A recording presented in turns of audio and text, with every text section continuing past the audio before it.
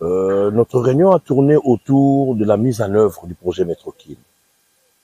Et comme vous le savez, le problème de transport, le problème de mobilité dans cette ville, le besoin tourne autour de 47% de la population.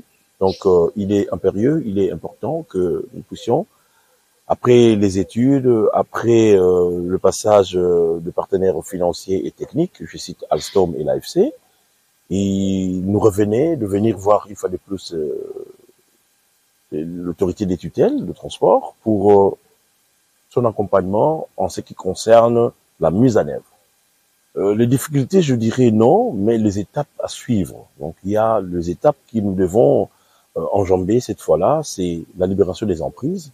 Nous devons libérer les emprises maintenant. La déviation du réseau, ça veut dire sur le long du tracé, il y a le pipeline. Dans le tracé, il y a des câbles, il y a la fibre optique. Et maisons, évidemment. Oui, des maisons. Et puis, le troisième point, c'est aussi une des raisons de cette réunion, c'est le comité de coordination du projet. Parce que c'est un projet qui rencontre la volonté du gouvernement et c'est un projet qui doit être assisté et qui est d'ailleurs assisté par le gouvernement, d'où il faut la mise en place d'un comité exécutif dont le transport et d'autres ministères prendront part. Je dirais, dans 2 ans et demi, 2 ans et 3 mois, vous prendrez le train de la ville de Kinshasa, vous partirez de la gare centrale vers l'aéroport d'Indjili.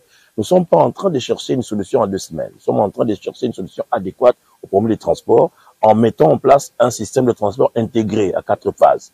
Et ça demandait beaucoup de temps, ça demandait pour faire des études, ça demandait des solutions et toutes les solutions sont sur la table, tous les signaux sont en vert pour réaliser ce projet maintenant. Il atteint sa maturité, les financements sont là et tout l'aspect technique aussi sont résolus. Voilà. Donc, dans 2 ans et demi, vous monterez dans ce train-là.